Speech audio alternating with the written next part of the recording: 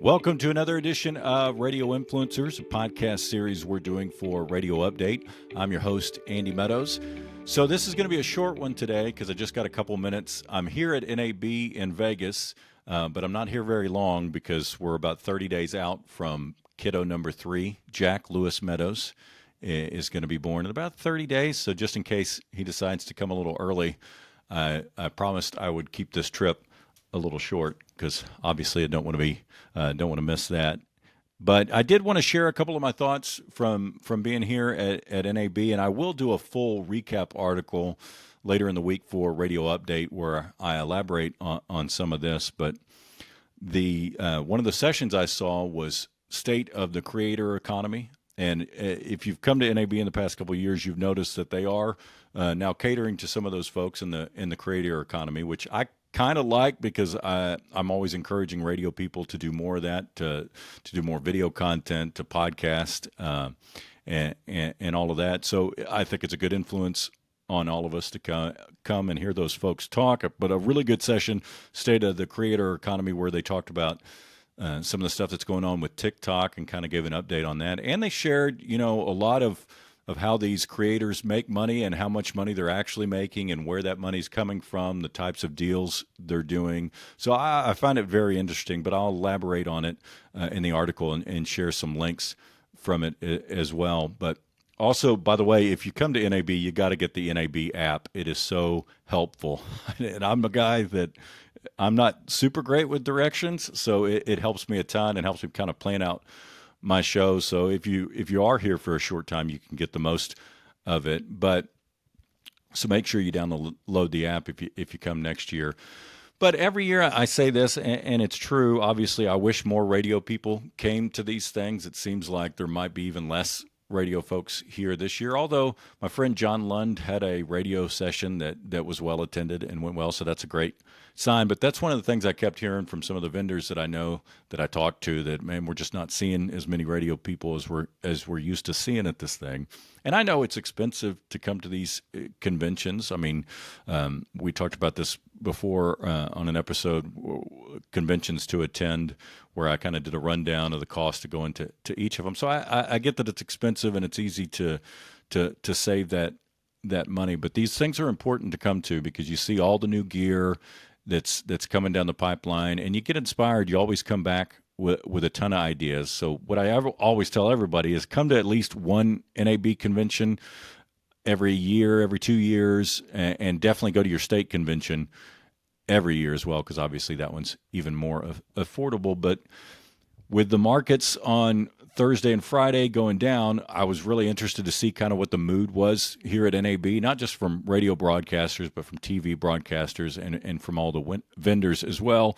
And as you can imagine, obviously, when I got here on Saturday, I mean, there was a lot of concern because of what happened to the markets on Thursday and Friday. And then last night, the futures were down. And, of course, the market opened up going down again today. We're recording this at 2:24 Eastern time. So as of right now, the markets are still down. There was a one brief moment where they popped back up, which just kind of shows the volatility of it. But that was just because of a rumor that some deals were being made on the tariffs, and then the White House quickly pointed out that was a rumor. That's not true, although he's currently meeting with Benjamin Netanyahu. So obviously they're talking about the tariffs on Israel. So maybe something comes out of that and then helps. But either way, I mean, we're going to see some market volatility probably for a little bit here. I'm not a psychic, so I can't tell you how long, and I'm not a market expert, although I have a brother who's an economist that gives me some pretty, economics major, so he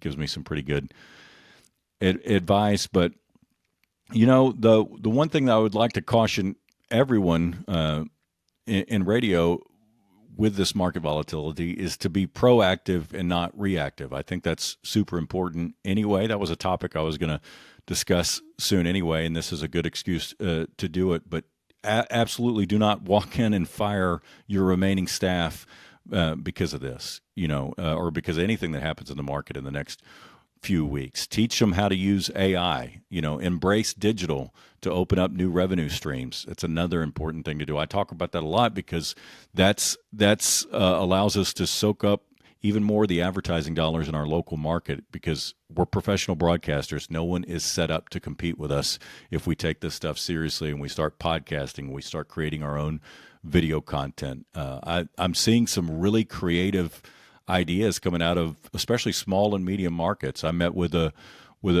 group of stations in North Dakota that are doing some really interesting things with video and making money with it. They did the right thing. They started off small and invested as they built up. But I was really impressed with some of the things they're doing around local sports with video, which I definitely encourage everybody to do. But now is a great time to do that, because if a recession happens, and I hate even saying that word, but in the event that it does, you will be in a better position to weather that if you're embracing AI. And when you say embracing AI and getting more into the digital content, but obviously I see the comments every time I write an article about AI, and when I talk to people here, especially radio folks, there's a little apprehension anytime I even mention it, because they assume I mean to use it to replace employees, and that's.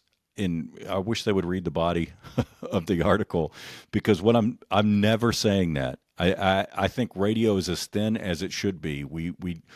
I'd like to see us ramp up a little and add a few more employees, especially some younger employees, to get some younger voices in the room. I love it when I see a manager that's under 40 years old, and I say that as a guy who's 46. But I started aging out of demos when I turned 35, and was programming an 18 to 34 station. So you have to get those young voices in the room. It helps with digital. It helps with AI. But that's never what I'm talking about when I talk about AI. I'm never talking about firing staff. I'm talking about making a staff of 5 seem like a staff of 50, which you can do with the right AI tools. And I can tell you a whole bunch of them. I've mentioned several of them on this podcast before. Radio Content Pro, it's a great AI-powered show prep service. Riverside, which I use to record this podcast, has built-in AI that is phenomenal. And Riverside costs $30 a month. I don't remember exactly what Radio Content Pro costs, although I have an affiliate link, so I should know that.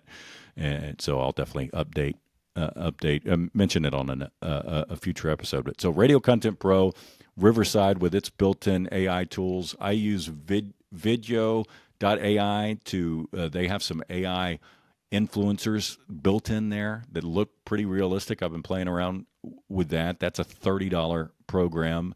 Spike Studio, another one about that price range. Opus Clip, we use that to pull some of our reels, but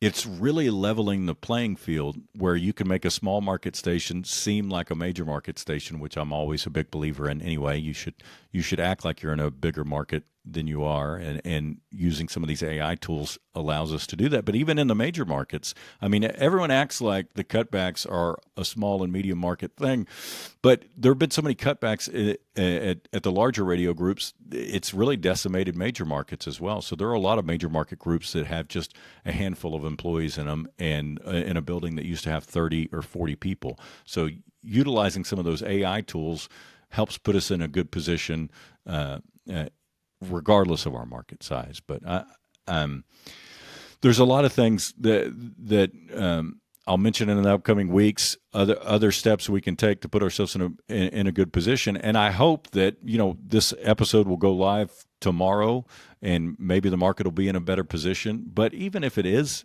I still think these are steps that would be in our best interest if we all took them and were more proactive and less reactive to especially things like what's going on in the market right now.